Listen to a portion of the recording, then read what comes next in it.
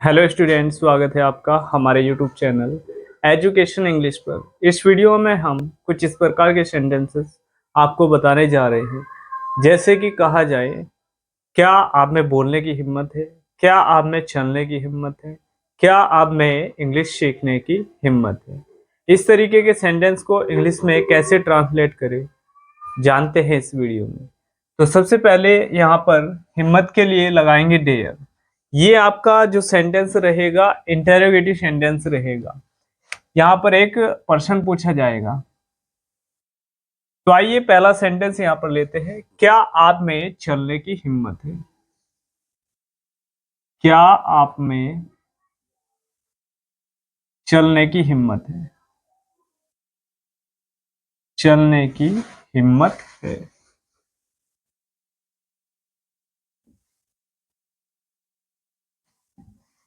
ये आपका एक इंटेरोगेटिव सेंटेंस है, इसलिए यहाँ पर सबसे पहले लगाना होगा आपको डू। डू यू डेयर, यहां पर लिखेंगे dare. Do you dare to walk? क्या आप में चलने की हिम्मत है? नेक्स्ट एग्जांपल लेते हैं यहां पर। क्या आप में इंग्लिश सीखने की हिम्मत है? क्या आप में इंग्लिश सीखने की हिम्मत है? इंग्लिश सीखने की हिम्मत है। सीखने की हिम्मत है।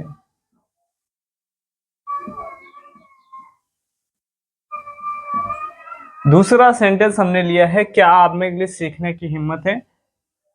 यहां पर सबसे पहले फिर से डू लगाएंगे और यहां पर लिखेंगे you. Do you dare? Do you dare to learn English? Learn English.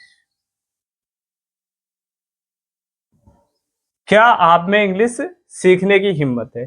यदि आपका सिंगुलर सब्जेक्ट रहे तो यहां पर लिखना होगा आपको डज। जैसे कि एग्जांपल लेते हैं, क्या उसमें वहां जाने की हिम्मत है?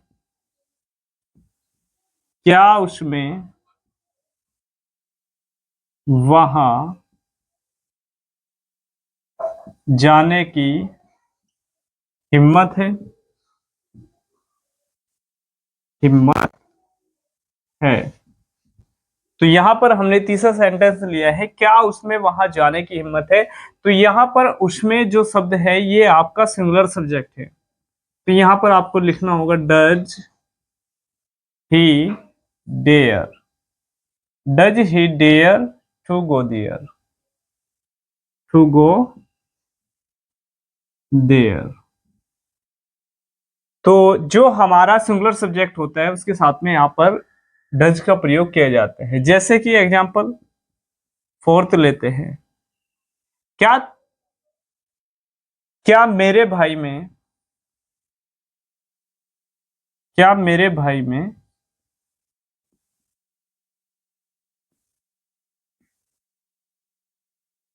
इंग्लिश पढ़ाने की हिम्मत है? इंग्लिश पढ़ाने की हिम्मत है।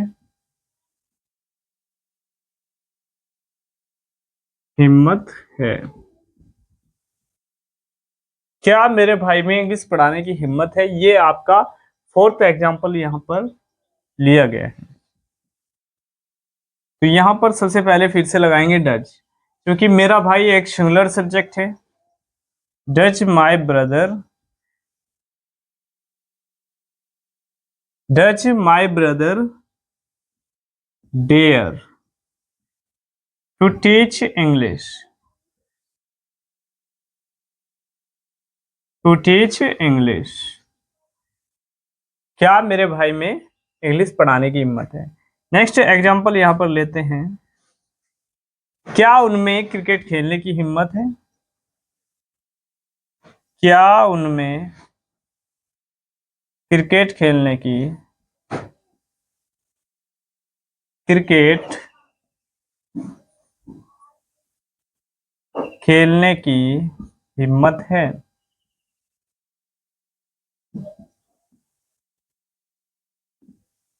क्या उनमें क्रिकेट खेलने की हिम्मत है। तो फिर से यहाँ पर आपका प्लूरल सब्जेक्ट वाक्य में लिए गए हैं, तो यहाँ पर लिखेंगे do they dare to play cricket.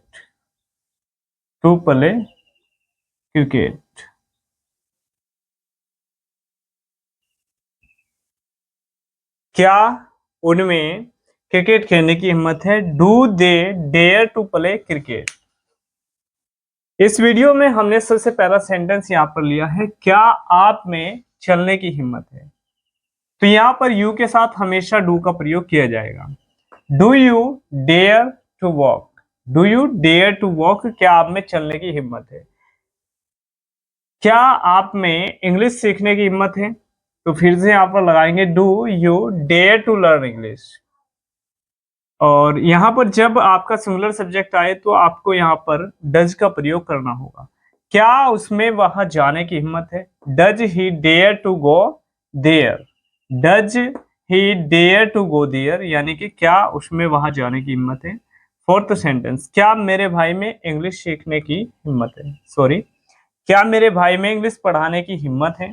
तो does my brother dare to teach English, does my brother dare to teach English, यानी कि क्या मेरे भाई में इंग्लिश पढ़ाने की हिम्मत है। नेक्स्ट और अंतिम सेंटेंस, क्या उनमें क्रिकेट खेलने की हिम्मत है। Do they dare to play cricket, do they dare to play cricket, यानी कि क्या उनमें क्रिकेट खेलने की हिम्मत है। ये आपका एक प्लूरल सब्जेक्ट है, प्लूरल सब्जेक्ट के साथ में हमेशा डू लगाएंगे। आई होप, आशा करते हैं कि इस वीडियो में जो हमने डेयर के ऊपर इंटरोगेटिव सेंटेंस आपको समझाए हैं वो आपको अच्छे से समझ में आ गए होंगे। इस वीडियो में इतना ही, मिलते हैं फिर नेक्स्ट वीडियो में। तब तक के लिए आप इंतजार कीजिए हमारी नेक्स्ट वीडियो का। और यदि इससे पहले के negative and positive sentence dare के ऊपर आप देखना चाहते हैं तो हमारे यूट्यूब चैनल एजुकेशन इंग्लिश 2426 पर आप देख सकते हैं। और प्रत्येक वीडियो हमारा शाम 5 बजे यूट्यूब पर अपलोड किया जाता है।